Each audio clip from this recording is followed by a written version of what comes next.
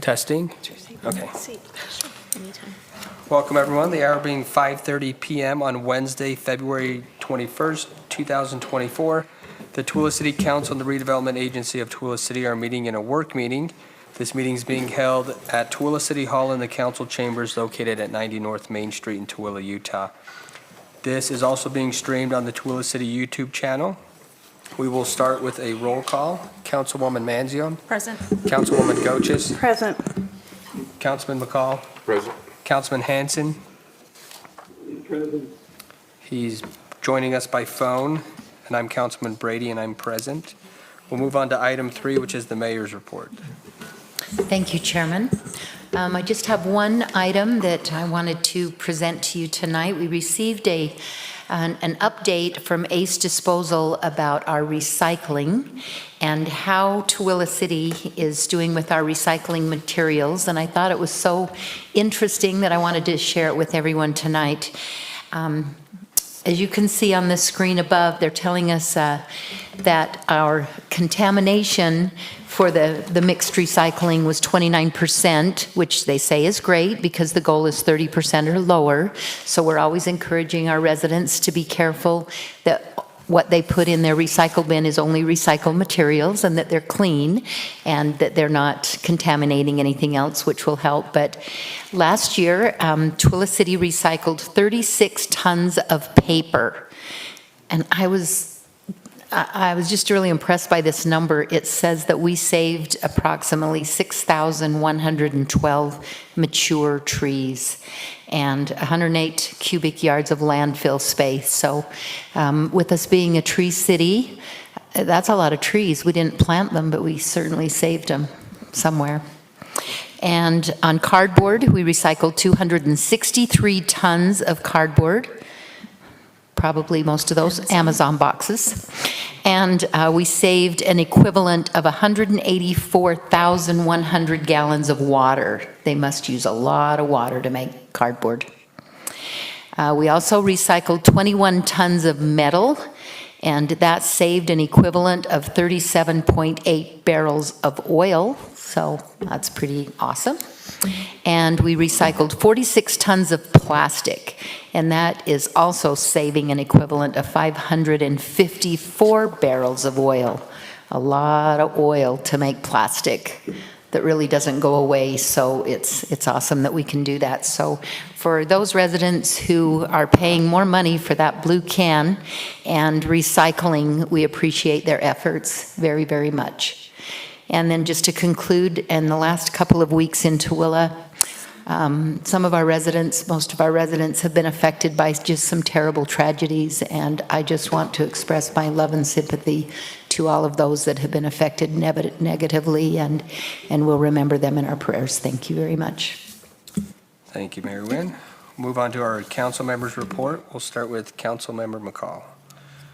Oh, I attended the COG and ribbon cutting at the new Salt Flats gym.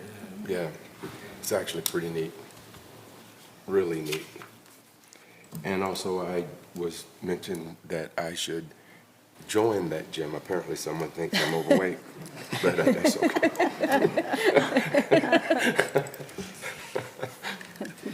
That's it, man. All right, thank you. Councilman Hanson, do you have anything? We attended the Planning Commission meeting, and it was a good meeting. And also, I'd like to echo the mayor's sentiments for those affected by tragedy from our city and county this last week. That my prayers also are with them. That's all I have. Thank you. Councilwoman Goches. Thank you, Chairman. I too would like to echo the sentiments of prayers to our residents who have been affected negatively by some tragedies. We all feel for them. I was able to attend the Fire Department Awards dinner, and that was a very wonderful evening. We appreciate the efforts of our fire chief and the staff, and they do a fabulous job. I want to recognize our IT department. I was able to complete my security awareness training, and I just wanted to say that Chris Nielsen and the staff are excellent, and that anytime I need any help that they are available. I also attended the Planning Commission meeting via YouTube and appreciate the ability to watch that through technology. I wanted to remind our residents that on Tuesday, March the 5th, that we have the opportunity to attend caucus night, and that the Democrats will meet here at Tooele City Hall, and that for Republicans, if you'd like to know where to meet, please go to the Tooele County page, enter your address, and you'll be able to find the location. It will be interesting for all of us to participate in the presidential preference poll and voting. It's something that hasn't taken place before, and so I wanted to encourage everybody to participate. Thank you. That's my report. Thank you. Councilwoman Manzio? Sure. I also would like to express sympathy. I think the tragedies in the last little while has probably hit almost everybody in the city, so my sympathy goes out to everybody involved as well. I attended most of the same things everybody else has mentioned, so I won't mention those again. But I did want to mention that this was the first meeting of the Planning Commission after the update in policy on them being the land use authority. And I just want to give a shout out to the Planning Commissioners. They asked just really great questions. They really want to do what's best for our city, so I appreciate their service to our city. I also attended the Transportation Commission tour and meeting when they were here, a week or so ago. It's great to have them in our community and actually see how things work here and how the traffic doesn't flow here. It's easier to see that when you're here in person versus sitting at a desk somewhere else. So I appreciate them coming to our city. And then the last thing I wanted to mention is at the Arts Council meeting, the Ritz Theater is like a beast of its own. So it's almost grown to the point where we need a committee within the committee. So just forewarning, it's going to need a lot of work and a lot of money. So I'm just giving everybody the heads up before that comes to us. And that's all I have to report on. Thank you. I echo everything about the tragedies that have happened in the community, and we really appreciate the first responders and know that they have a very difficult job. I attended the fire banquet. It's always an excellent banquet that they put on, and then I attended my weekly staff meeting. I'm always impressed by the staff, and they really do care about this city, and I appreciate all the things that they do for us as a council as well. That concludes my report. We will move on to our discussion items. Our first discussion item is a discussion from the J. Fisher Company's development concept, presented by Roger Baker, the city attorney. Thank you, Council. The last time we spoke about housing with our guests from the J. Fisher Companies, I introduced you to this book and concept, Missing, I always get that backwards, Missing Middle Housing. Since then, I've been able to read the book start to finish, and it really is an excellent, excellent book. Recommend it to you. I'd like to discuss it with you at a future meeting because we have a very full agenda tonight. I would like to only draw your attention to this graphic on the screen behind you and in front of you on your monitors. Missing middle housing is on the spectrum of housing types between your single-family detached home and your large apartment complex. So it can be one of a dozen or more types of different housing and a mix of them. So I'll look forward to talking with you more about that at a future meeting if that's okay, because we have a lot to discuss tonight.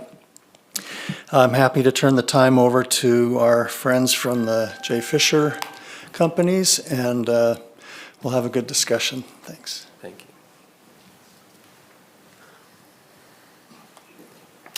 you. Thank you, Roger.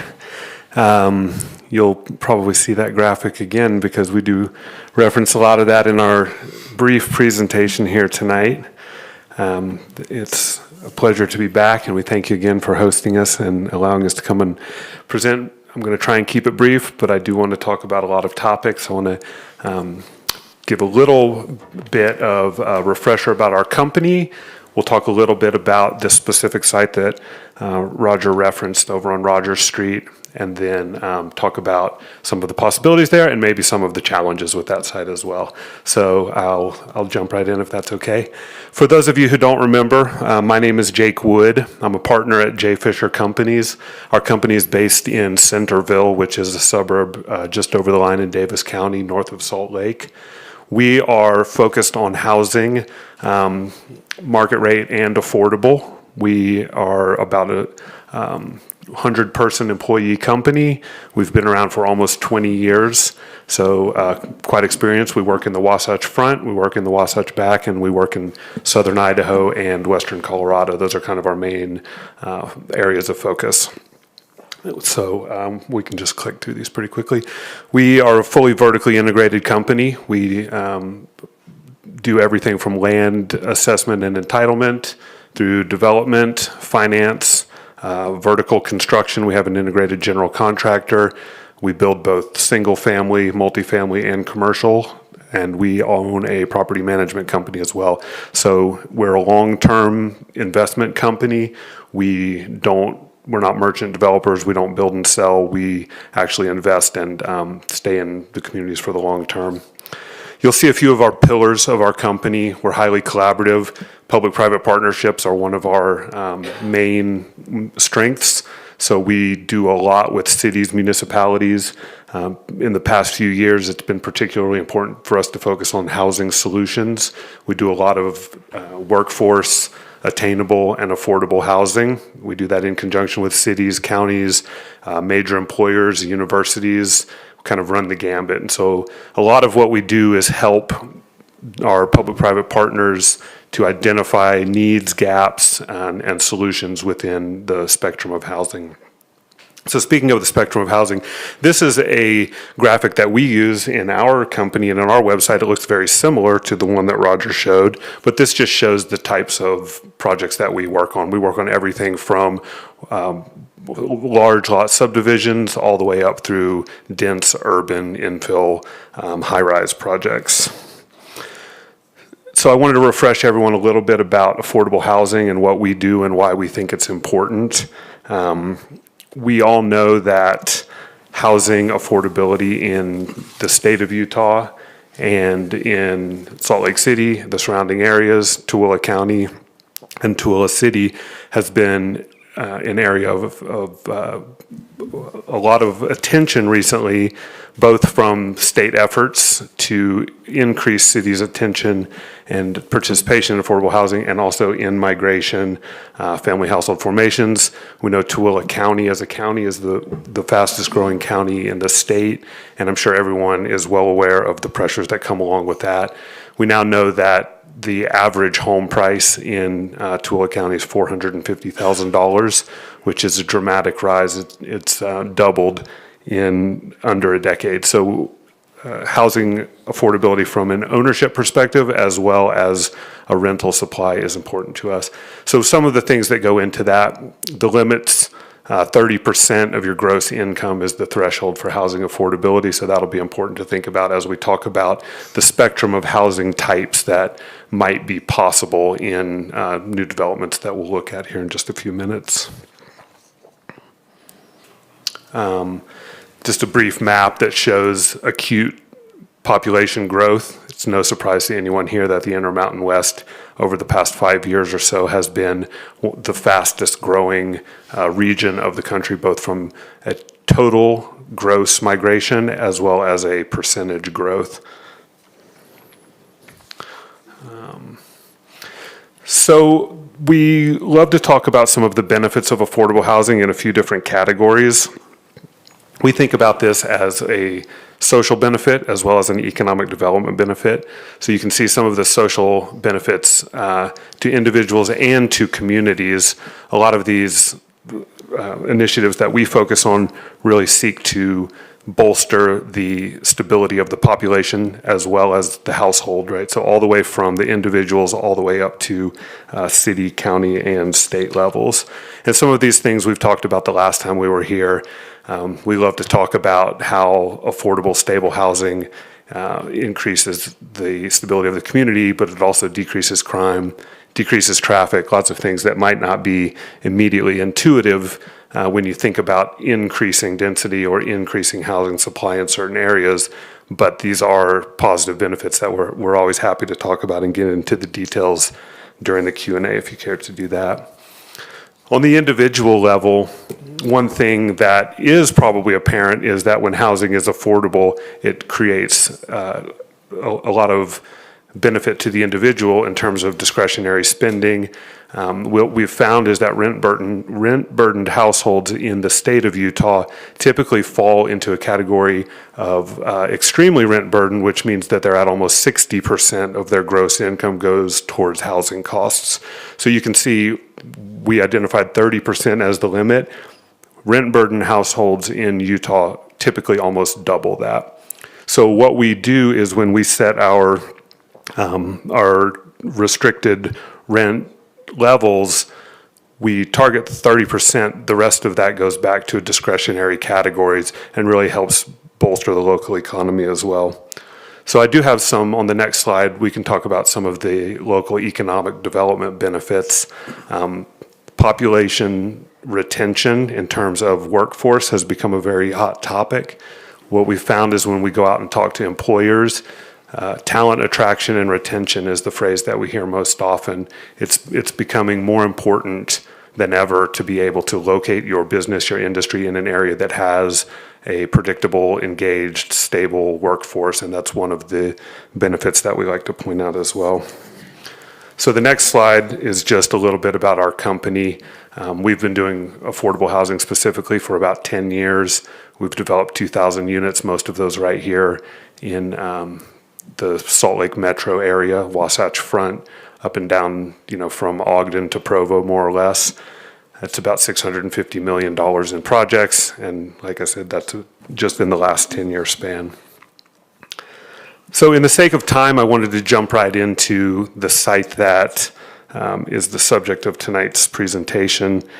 We met Roger at the Utah Housing Conference last year, and we got to talking about what some of the pain points and some of the opportunities here in Tooele City were, and he mentioned this 20-acre site on Rogers Street, and we said that we would love to take a look and see if we could come up with any ideas about what might be done here. So for those of you who aren't familiar, it's just a little bit west of where we are tonight. We think this has great potential and great proximity to transportation, employment. It's close to the town center. It's also undeveloped, and it does have some infrastructure challenges that we'll get into a little bit later. The current zoning is an R&D, which is research and development zoning, but it has been identified in the general plan as an area of density. So up to about 16 units to the acre is what the general plan calls for. And we've put together a concept that mirrors that. Although, to echo Roger's earlier point, there are further opportunities if we want to be ambitious and get into some of those missing middle concepts and really provide a wide variety of housing. So tonight we've put together a concept that shows what could be possible with some of this future planning. And we think that it's pretty impressive.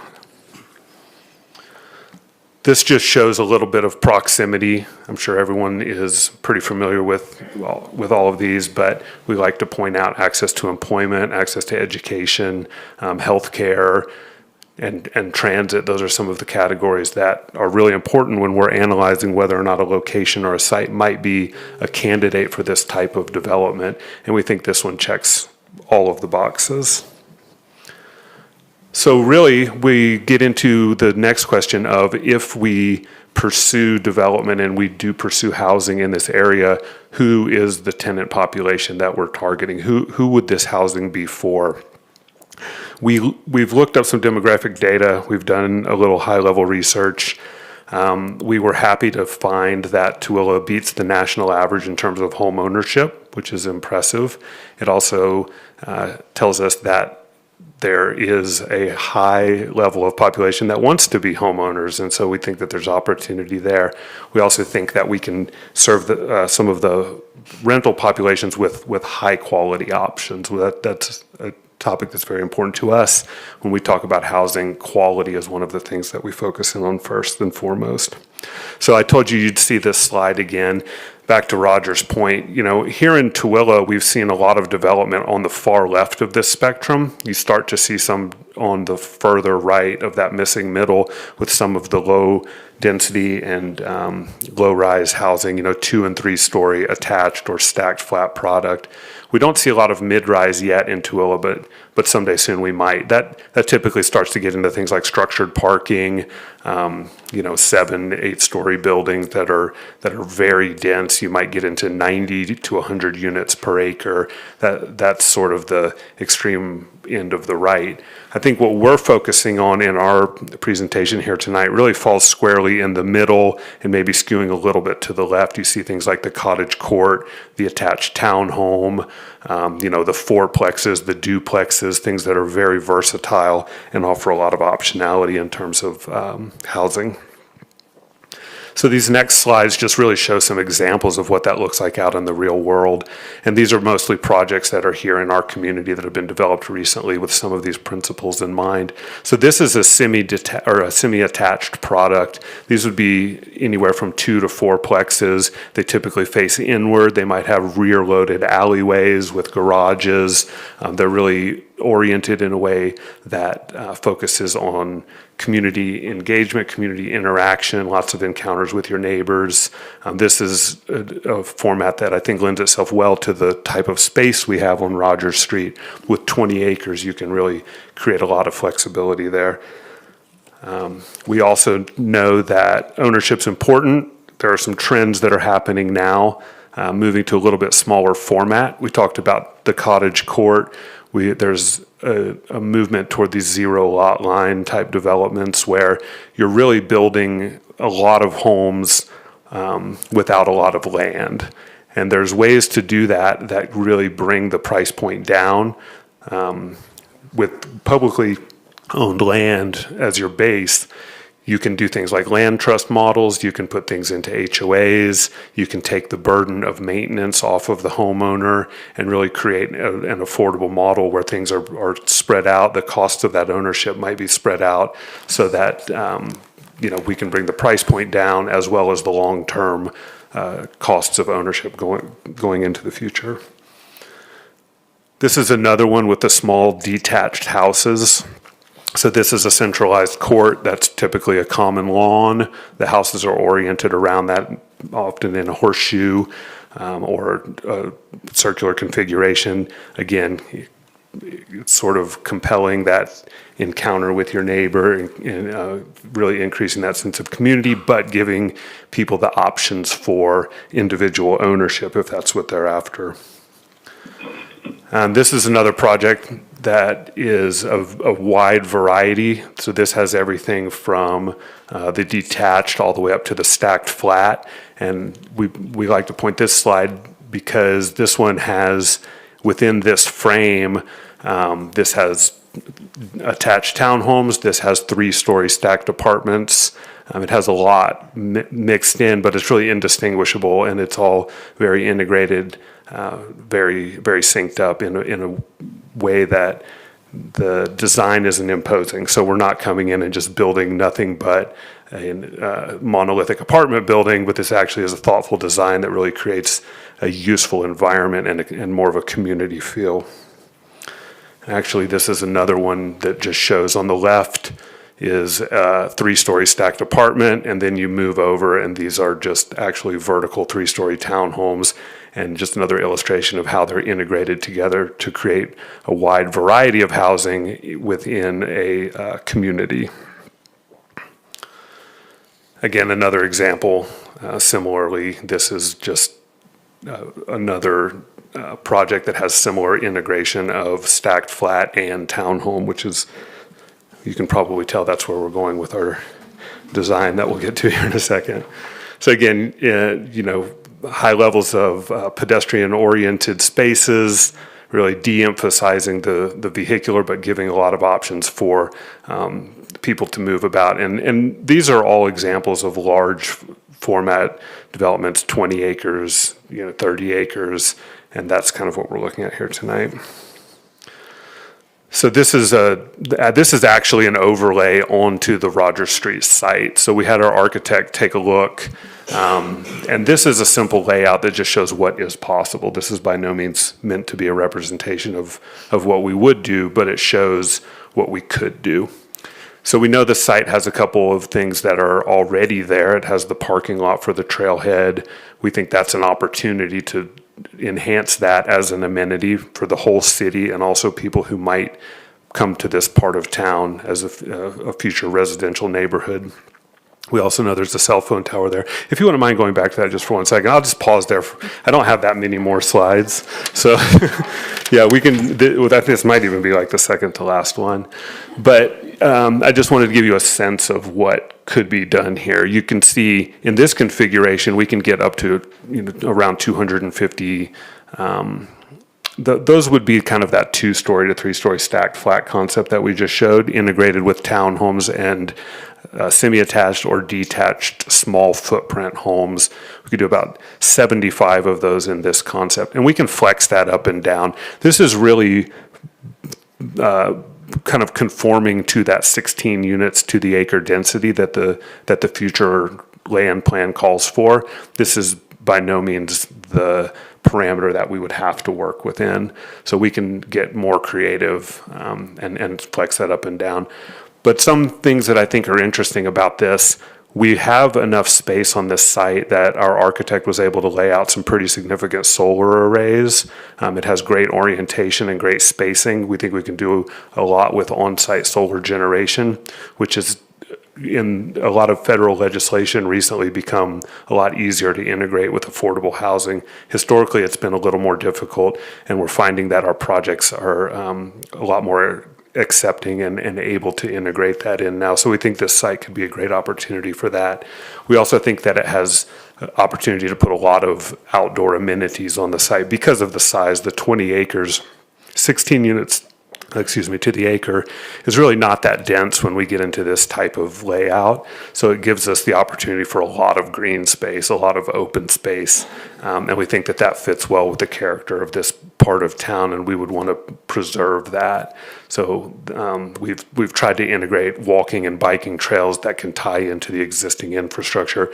And our architect, you'll see in the top left corner there, put a bicycle pump track. I think he just thought that was kind of cool and tie in with the bike, the existing bike trails that are out there. So that's a little bit about what we think is possible there. I did bring my associate, Mitch Vance, who's the director of development, and he works a lot on our entitlement and essential infrastructure projects. So I wanted to invite him up for just maybe 4 or 5 minutes and talk about some of the challenges here with this being a greenfield development that would be a little pioneering, and he's got some information on that.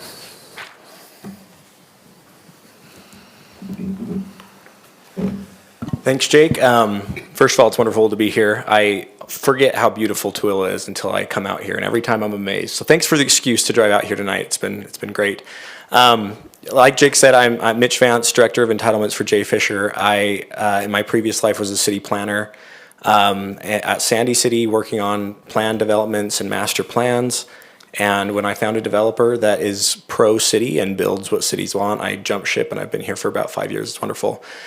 This is a really awesome site. I wanted to point out that first slide, I think the picture shift and the red box didn't, so it wasn't highlighting the correct one, but we know the site is this, where it says Tooele City. That's the site we're looking at. And like Jake said, it's a great site because it is it's on the edge of the city. It's kind of the pioneer when it comes to infrastructure and utilities. So some things we've looked into as to what it would take to actually develop a site like this in this location. As you probably know, Rogers Street is not a full width right of way. The utilities are not actually stubbed to this location, to the property. This image shows some of the needs that would be required for development of the property. The green line shows the sewer, blue lines show the culinary water, and then these distances that would need to be required in order to get utilities to the site. in addition to these, to connecting to sewer, and as you probably know, we need to connect to sewer, but culinary water requires a tie-in at 2 points for backup and to make the system work correctly. So there, we have to tie in at 2 different locations. In addition to that, I think one of the big costs that would be associated with this project is the improvements of Rogers Street. We would have to bring it up to a full width right-of-way. The good news is that from what it looks like from the county website, Tooele City already has the right-of-way. There's no additional purchasing required for the most part. I'm sure there'd be a little bit, but you already have the right-of-way width, which is a big deal.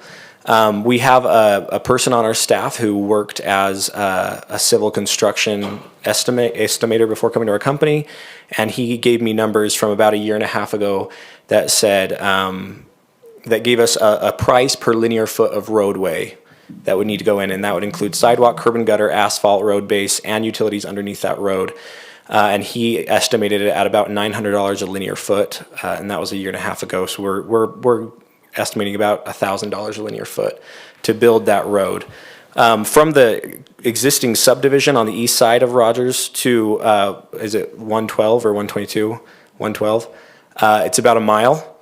And so that brings us, just that road improvement is about $5 million to upgrade that road to the standards needed for utilities and for fire access to serve this property. Now, the important thing to consider here, as you know, is this isn't the only site in the area. These improvements would serve all of this land that the city has established in the general plan as high density and commercial.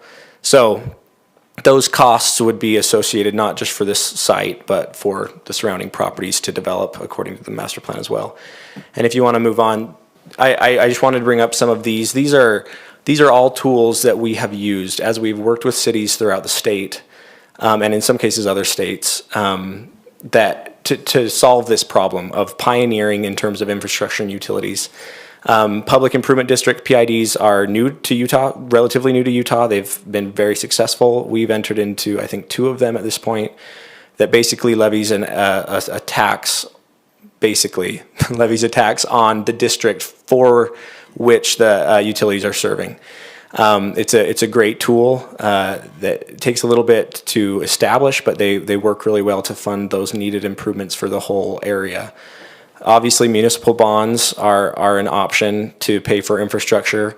RDA investment project areas and TIF, tax increment financing that essentially deter the tax of the increased value of the property from the development in order to pay for those new infrastructure needs. And impact fee waivers. That's something we've done in a lot of communities to help offset the costs of these infrastructure needs. So in kind of our early look at this project, there's a lot of things to consider. These off-site improvements in order to make this and the surrounding properties developable are an important thing to discuss. So we wanted to bring that up in this meeting as well.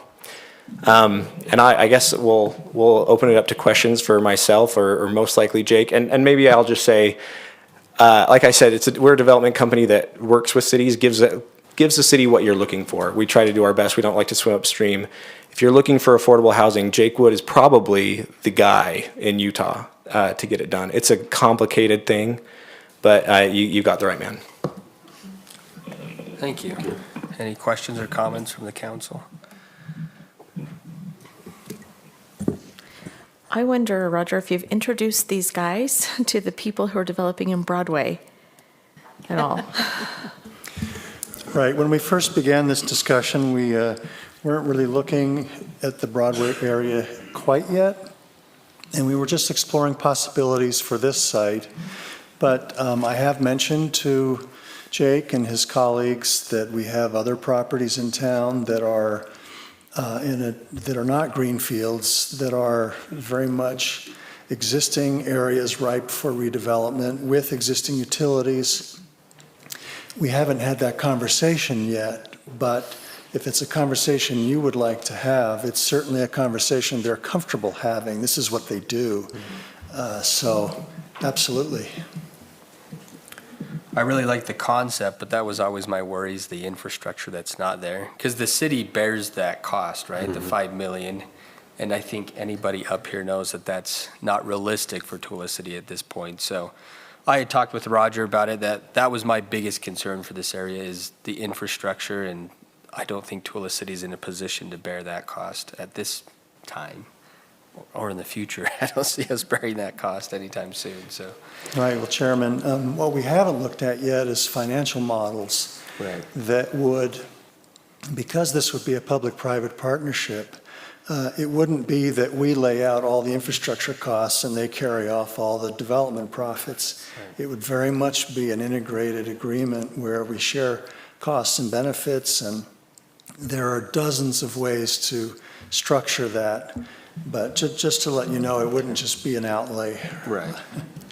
Well, I'll just add to what Roger just mentioned, and you know, we wanted to bring that issue up here tonight because we know it's important, and our goal is not to come in and make a bunch of promises and then keep pulling on the line for more and more public dollars, and that does happen, and we're aware that that does happen, and that's not our MO, and we actually don't really feel comfortable getting ourselves or the cities into those positions, but a lot of times these are public-private partnerships that do expand and do create a lot of public benefit, and so we want to bring that up early. $5 million is a lot of money, and it doesn't just come out of thin air.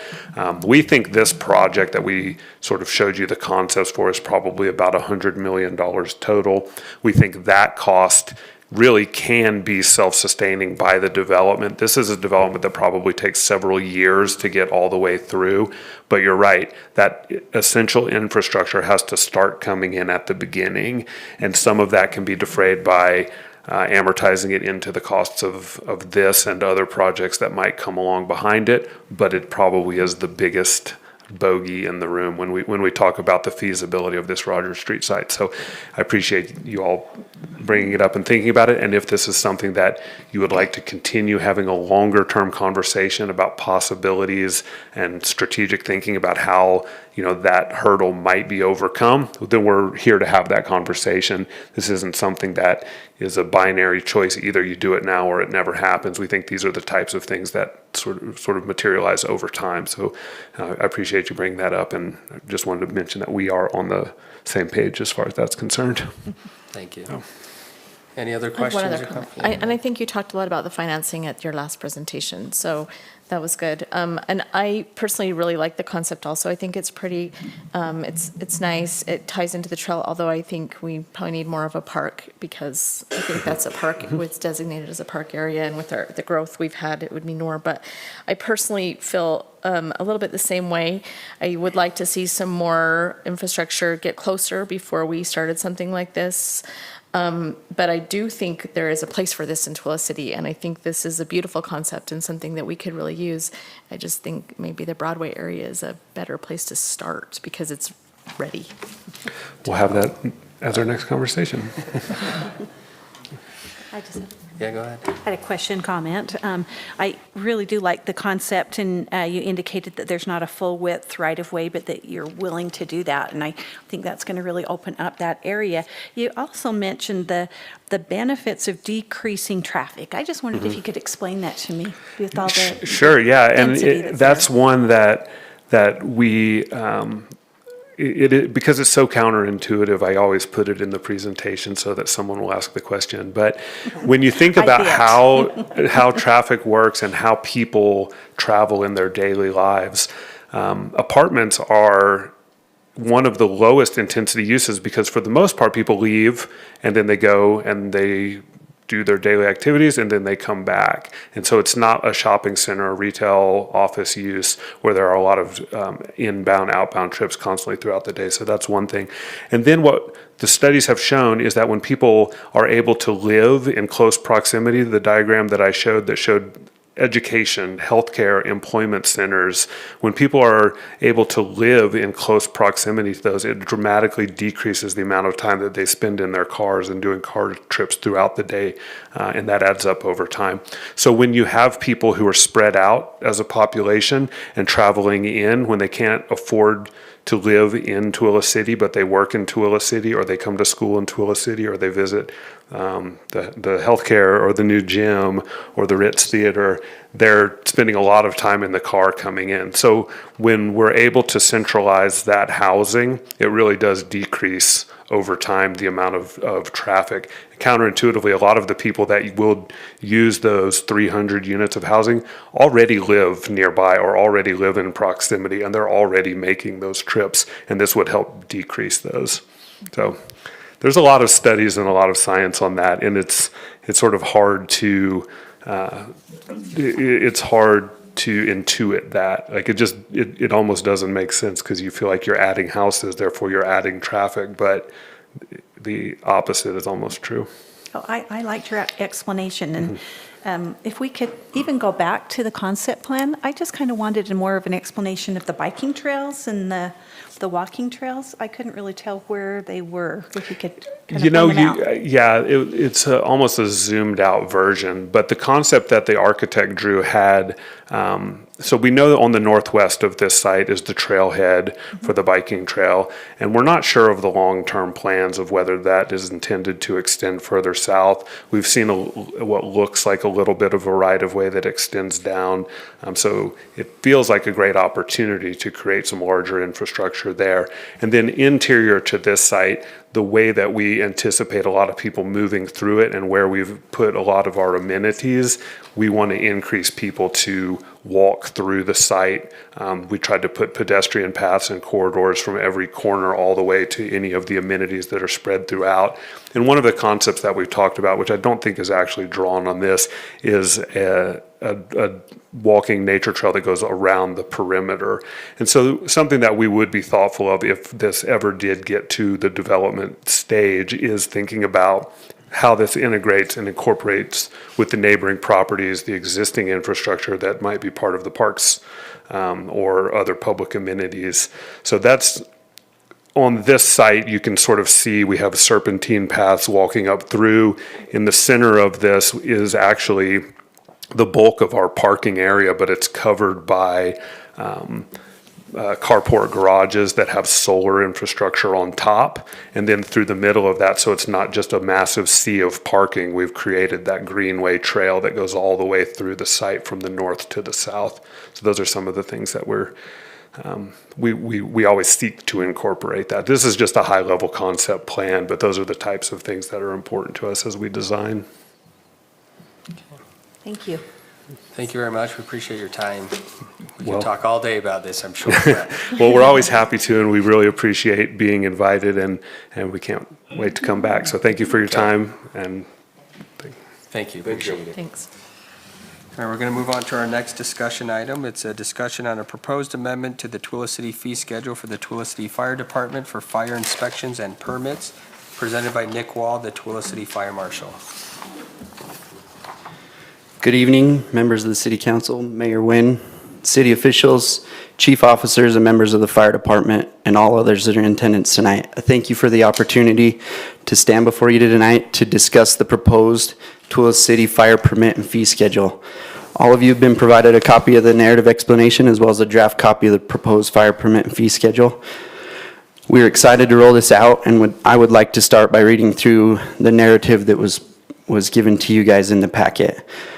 The fire permit and fee schedule serve as vital components of urban fire safety infrastructure, playing a pivotal role in safeguarding firefighter safety, ensuring public security, promoting the self-sufficiency of city businesses, bolstering the general fund, holding businesses accountable for their risks, and fostering a culture of equitable contribution to community well-being.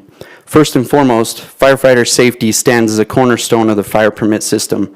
By requiring businesses to adhere to specific safety standards, undergo regular inspections, and implement fire prevention measures, the permit system mitigates the risk firefighters face when responding to emergencies. It will provide vital information to the fire department that can be put into the department's response software as a pre-plan for these businesses. From hazardous materials handling protocols to building code compliance, these requirements reduce the likelihood of life-threatening situations and enhance the effectiveness of firefighter operations. The fee schedule will serve as a tool to remove the guesswork from fire operations and allow for more educated tactics when responding to these businesses for emergencies. Furthermore, the fire permit and fee system contributes significantly to public safety by minimizing the potential for large-scale disasters. Through stringent regulations and proactive enforcement, authorities can identify and address fire hazards before they escalate into emergencies. This proactive approach protects lives and property and fosters a sense of security within the community, reassuring residents and businesses alike that measures are in place to mitigate the impact of fire and other emergencies. The self-sufficiency of city businesses is another critical aspect addressed by the fire permit and fee schedule. By requiring businesses to pay fees commensurate with their level of risk, the system ensures that each enterprise bears the financial responsibility associated with its operations. This principle of self-sufficiency encourages businesses to invest in fire prevention measures, emergency preparedness, and risk mitigation strategies, ultimately reducing the financial burden placed on the general public and promoting resilience within the business community. Moreover, the revenue generated from the fire permit fees contributes to the fire department's general fund, providing essential funding for the Tooele City Fire Department. These funds support critical initiatives such as firefighter training, equipment upgrades, public education campaigns, community outreach efforts that promote fire safety, and a fire safety compliance inspection program. By investing in these resources, the Tooele City Fire Department can enhance its capacity to respond effectively to emergencies and protect the welfare of the citizens. Firefighter safety will be bolstered through educated preparedness based on the information gathered through the fire permit and fee schedule. Accountability is another key tenet of the fire permit system, ensuring that businesses are held accountable for the risks they pose to the community. By requiring businesses to obtain permits, undergo inspections, and comply with fire code regulations, the Tooele City Fire Prevention Division can monitor and enforce adherence to safety standards. This accountability fosters a culture of responsibility among businesses, encouraging them to prioritize safety and take proactive measures to mitigate risks and protect their interests and those of the broader community. Finally, the importance of each business paying for its risks cannot be overstated. By internalizing the costs associated with fire prevention, emergency response, and potential liability, businesses are incentivized to invest in measures that reduce their risk exposure and enhance their ability to withstand emergencies. This principle of risk-based pricing ensures that businesses bear the financial consequences of their decisions and actions, promoting fairness, transparency, and sustainability within the business ecosystem of Tooele City. In summary, the fire permit and fee schedule play a multifaceted role in promoting firefighter safety, public security, business self-sufficiency, accountability, and fiscal responsibility. By aligning the interests of businesses, government agencies, and the public, these systems contribute to resilience, sustainability, and well-being of Tooele City, serving as essential pillars of modern urban governance and safety infrastructure. The fire permit and fee schedule will further strengthen the fire prevention initiatives of the Tooele City Fire Department and will play a vital role in minimizing the risks and call volume for Tooele City. You guys were also provided a draft of the proposed fire permit and fee schedule, and that was created using the 2021 International Fire Code, Chapter 1, which governs what we can charge permits for and what goes into that. It was also, we did a lot of analysis with neighboring communities, both in this valley as well as the Salt Lake Valley and in Utah County. Tooele City has many different types of businesses, ranging from in-home, low-impact businesses to full-fledged industrial operations located on the Peterson Industrial Depot. These aspects of our community require the Tooele City Fire Department to respond to many different hazards and risks daily. With the implementation of this fire permit and fee schedule, the Tooele City Fire Department can be more thoroughly educated on business operations, materials used, and materials stored, which will reduce unnecessary risks and hazards with the information gathered under the fee schedule. This structured fee schedule has been thought about a lot, and we've worked on it a ton, and we've needed it for a long time. It will serve as a vital tool in our tool belt to improve our response to emergencies, as well as to ensure the safety and well-being of the citizens and businesses within the city. And our hope is that you can all see the importance of this fire prevention initiative and can provide your support for the program, the fire department, the city as a whole. Thank you. Any questions?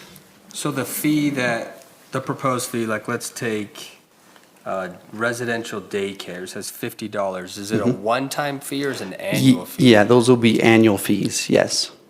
Correct. I just want to say that I thought this was excellent. I think it's a great idea, and I loved the rationale for all the fees. It Sure. was great to see Sure. and know that we're in line with other people. I thought it was, And we worked a ton with other agencies, obviously, and mostly in the Utah Valley, and most of them have went through this just recently as well. So they provided a lot of insight, and along with the State Fire Marshal's office, they provided a lot of guidance and insight to us as well, so. it's very thorough. Yeah. It's a little scary that we've never had anything what I like thought this too. before. So Yeah. definitely think that it's needed, and I know that you've had a difficult job to go back and Sure, decades of ignoring some of these things, so. yeah. I had one other question. Under fire operations, it talks about like a brush truck for 2 firefighters, $152 an hour. So is the area where the fire's at, that's who's paying the fee, or are we just saying that's how much it's costing? Yeah, that would be how much it would cost. Those are standby fees, basically, is what it is, and so that's what the standby fee is for that truck and those personnel on that truck, so. Okay. Yeah, I think it's great. Any other questions or comments? No, I think it's really good and needed. Okay, thank you. Well done. I also like the comparisons, and I thought that the fee schedule was very thoughtful, that you told us what the comparison charges were, but you actually proposed a lesser fee, and so I think you're very considerate of our residents and the ability to pay, but a lot of research went into this. I thank you for that.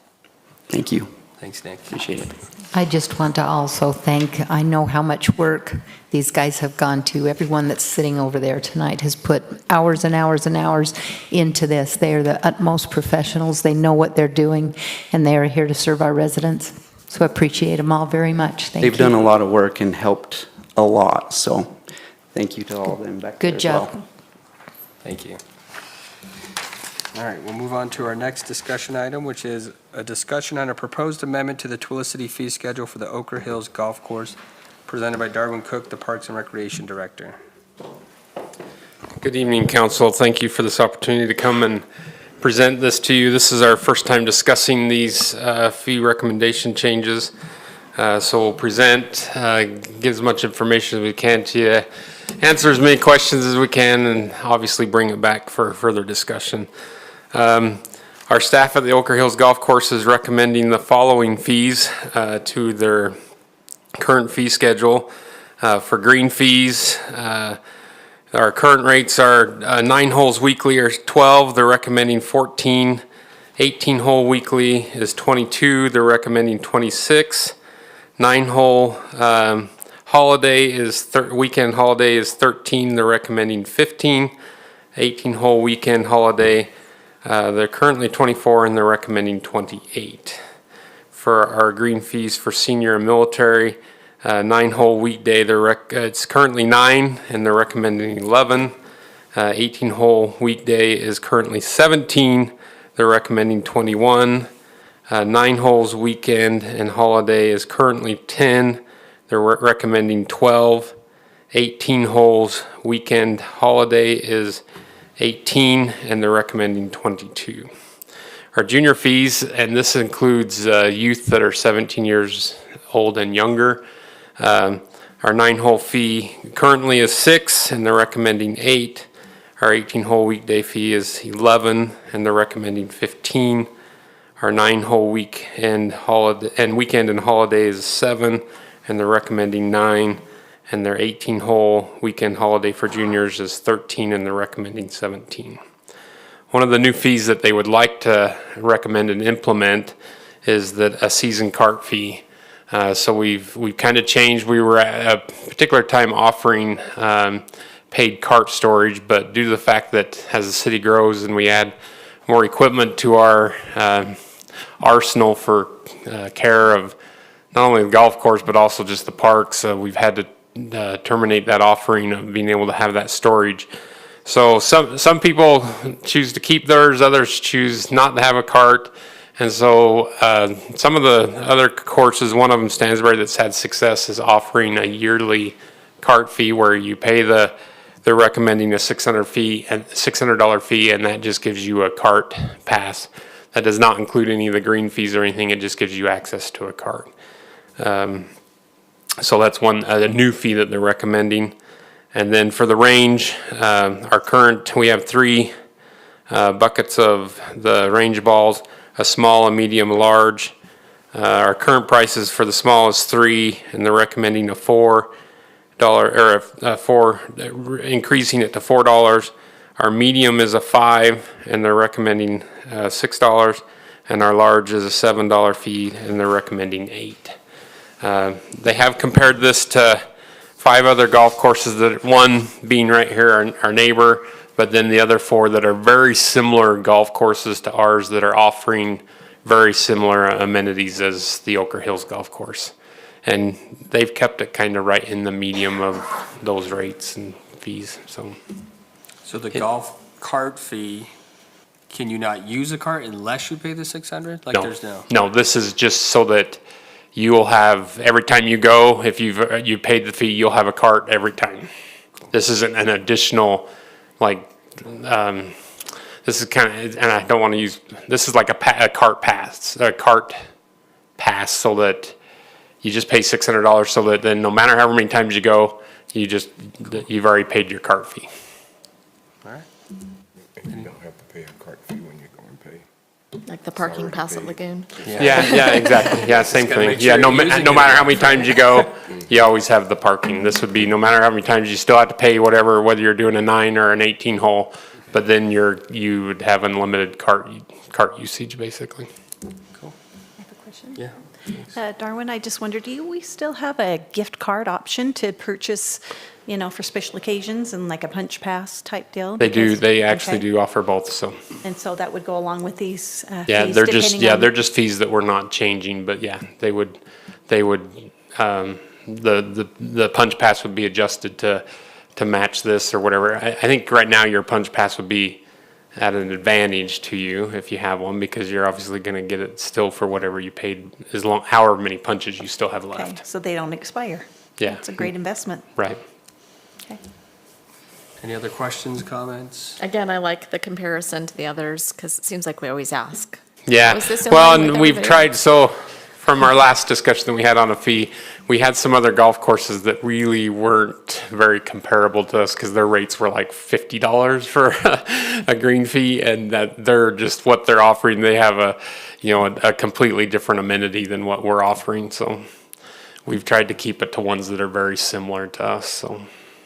I utilize the course not as much as I should, but I honestly think this is actually quite fair based on the condition of the course, and it's actually better than a lot of courses that charge a lot more money to play. It is. So I got no complaints from me on this one. I firmly believe that we Actually- offer a great product at a great price. Yeah, you do. And last year, the course looked extremely good. And last Great year, the money this course year. looked fantastic. Yes. Kudos to Brian and his staff, so. Yep. I wish I had more time to golf. I do have another question, if that's okay. How does this compare to Overlake? Is that a links course? Is that different than, this is not comparing apples to So oranges? it's or- hard to do a comparison with them right now, because they're not fully operating the same way that we are yet. They will eventually, but right now they're just basing it off of a kind of a membership fee right now, so. Thank you. I think once they get back to a normal operation, we'll include them into the comparison, so, And there's 2 different types of courses as well. yeah. There's a links course where you don't have that many trees, Okay. so you burn up there. So would you like us to bring this back for further discussion, or to bring it to the business meeting for resolution? I'm fine with resolution. Yeah, I'm fine with resolution too. Okay, great, thank you. Thanks, Appreciate it. Darwin. Moving on to item D, which is a discussion on proposed amendments to Tooele City Code 7-1-5, definitions regarding the addition of lithium-ion batteries to the definition of hazardous material storage, presented by Andrew Agard, the Community Development Director. Thank you, Chairman Brady, members of the City Council. I appreciate this opportunity to present this ordinance amendment to you tonight. As you can see in the title, it does involve the storage of lithium-ion batteries. As you can see on the screen, come in all shapes and sizes, but this particularly involves the storage of ion batteries related to vehicles, as those are considerably larger batteries.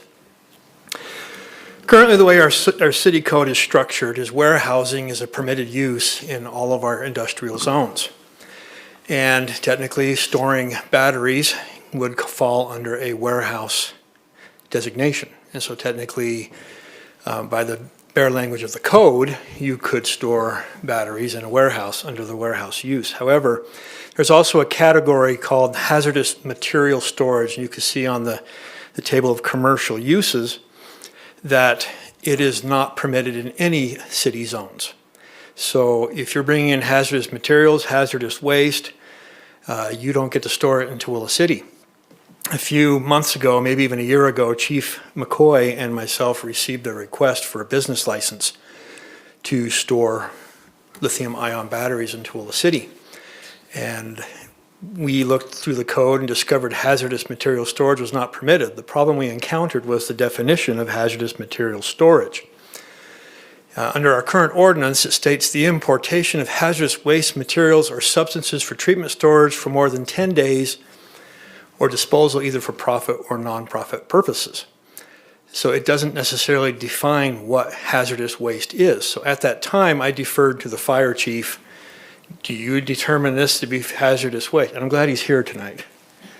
Do you determine this to be hazardous waste? And he did some research on it and came back a little perplexed because it's a relatively new technology.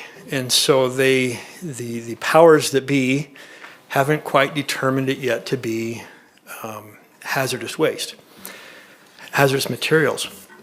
However, the city's fire chief and fire marshal attended some training, and they were trained on how to fight fires related to lithium-ion batteries. I included in your packet tonight a letter from Fire Marshal Wall indicating the fire department's concerns concerning storage of these materials within city boundaries. Just a quick summary of that. If a battery is damaged or compromised, it could result in an explosion and 1,200-degree fire.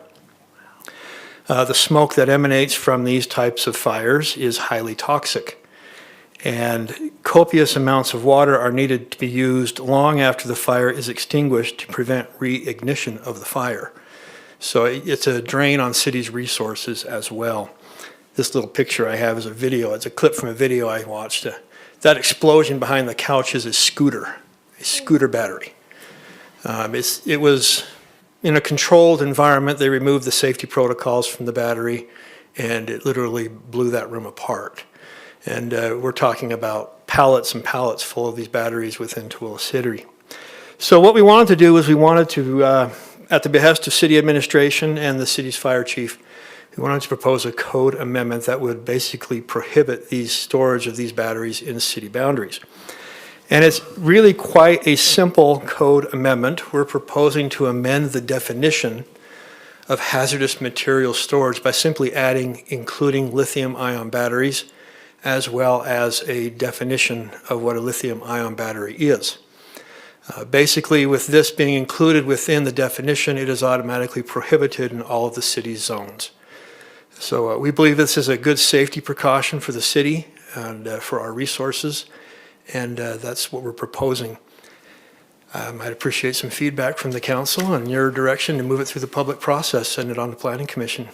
So, Any questions or comments? I do have a question or comment. I could see the wisdom in this, and I just wondered how this is going to impact retail sales, because e-bikes are so popular and, motorcycles, and, I'm sure that this type of a product is for sale in a lot of our stores in town. it is, and we're all carrying lithium-ion batteries in our pockets. Our cell phones have them. iPads have them. They're very common, and in most cases, they're very stable. The problem encounters when they are damaged or when they are otherwise compromised by heat or other issues, and the fire department can explain a lot better than I can about this. This is referring to mass storage of the batteries. Cell phone stores and other retail establishments, they're not storing batteries in mass units. So this is purposely designed to keep mass storage of the batteries out of the city. Thank you. I think in a questions? staff meeting, Chief McCoy explained that it's 1,200 degrees and it's like instantaneous, right? As soon as it explodes, you're at 1,200 degrees, and that's very concerning. I've seen videos of like a Tesla that's on fire, and it just, they put stuff up around it, burns for hours, and Yeah. the amount of water they have to use is insane. So I 100% support this. So do I. Yeah, me too. Be great. Okay. With the council's blessing, I'll move it on to Planning Commission for public hearing. Okay, Okay, thank you. thank you. Move on to discussion item E, which is Glen Eagle Settlement Agreement, discussion with Bach Homes request presented by Roger Baker, the city attorney. Thank you, council, and I'll point out that the Bach Homes representative, Sean Athey, is here if you have any questions for him.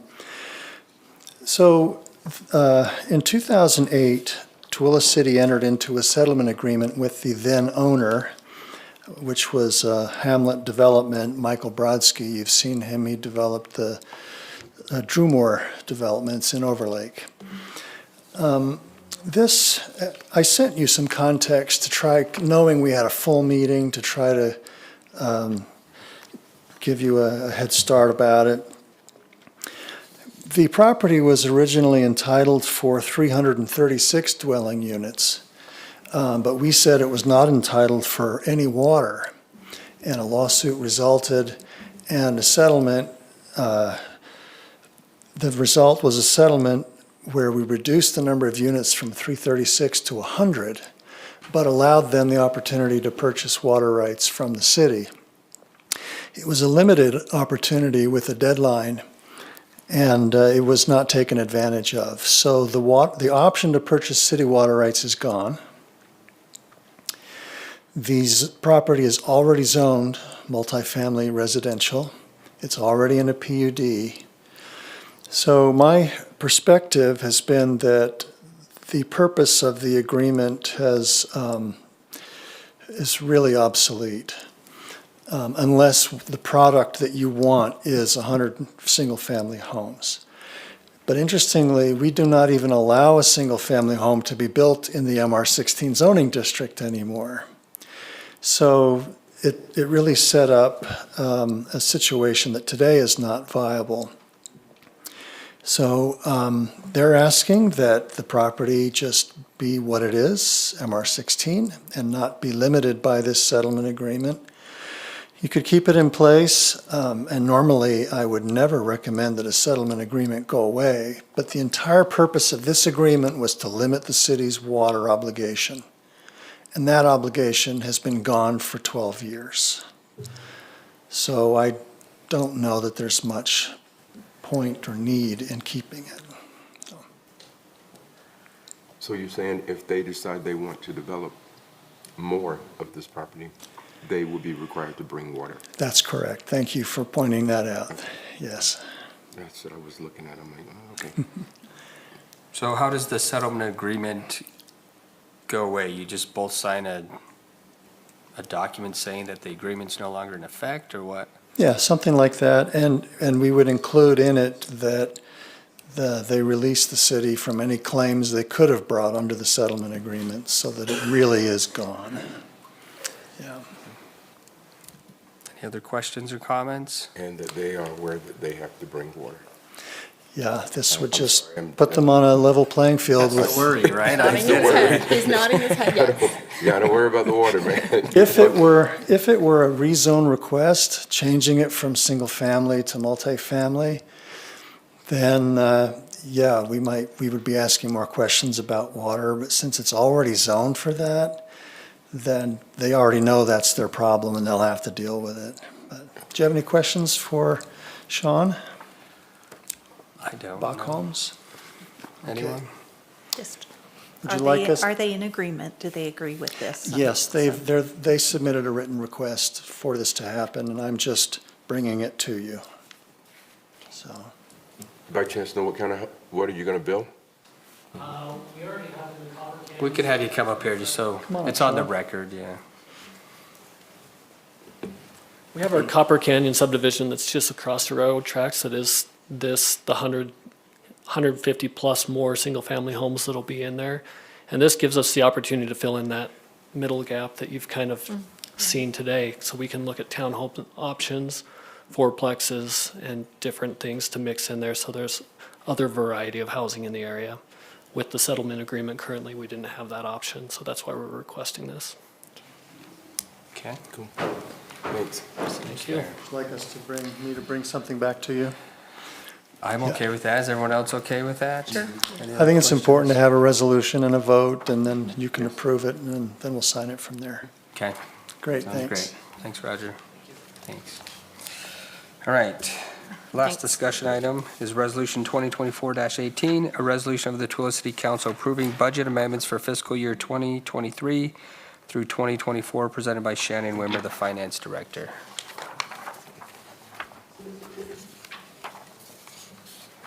All right, good evening, council. It just occurred to me right before this meeting that the budget amendments that were included in your packet did not have the descriptions next to the amounts, so my apologies for that. So I'll just go real quick over these budget amendments that we are proposing. Our first amendment is just, we received these funds from an outside source to pay for some subdivision improvements that the city had to cover. So this is just to move that revenue into the expense account to cover what we paid out. And then we have an adjustment for the police department. They sold some equipment in order to purchase some other much needed equipment. So this is just moving the revenue into their account to allow them to do that. Number 21 is just to move funds for the swim club. They bring in funds into a trust fund, and then when they need to do expenses, we just move that over there for them. It's actually their money. It's just moving it into an expense account. That's the same thing with number 22. Those are both for the swim club. Number 23 is to carry over funds. We completed that internal audit, and this is just to pay that invoice that wasn't carried over from fiscal year 23. Then we have the adjustment number 24 is for fire station number 3. It's my understanding that the RDA is going to contribute $400,000 to the construction of fire station number 3. So this is just putting that in the budget. We also, number 25, this is also some invoices that came in after our cutoff date. They're actually fiscal year 23 invoices, so they were not budgeted this year. Those funds rolled into fund balance last year, so this is just to pull those back out in order to pay those in fiscal year 24. Number 26 is just to record a grant that the police has received. Number 27, we had a totaled vehicle that we received funds from the insurance company, so this is giving the police back that budget so they can replace that totaled vehicle. And then 28 is grant funds that we have received for the England Acres Trail. So it's moving in that revenue and the expenses as they have that trail complete. And then the last one is just to put money in for our fire station number 3 so that we can pay the expenses as we draw down. So all that revenue will come back in from the CIB, but we do need a budget in there that we're expending against until we get the reimbursements. So I just put $3 million. I mean, we know it's an $8.5 million project, but I put $3 million in there for now. And if we need to bring more before July, we'll bring that. The rest will be in next fiscal year. So are there any questions? Okay. All right, thank you. All right, our last item is a closed meeting. Roger, do you feel like we have enough time, or would it be beneficial to do it after the business meeting? I know by the time we get up there, we'd have. I think we could be done and back by 7. Okay. So our closed meeting is to discuss litigation and or property acquisition. I'll entertain a motion to move to a closed meeting. So moved. I'll second. All right, we have a motion and a second. We'll take it to a vote. Councilman McCall? Aye. Councilman Hanson? I'm going to skip him for a second. Councilwoman Goches? Aye. Councilwoman Manzio? Aye. I'm Councilman Brady. I vote aye. Ed, are you there? Okay, we have 4, so I'm going to just go 4-0 to move to a closed meeting.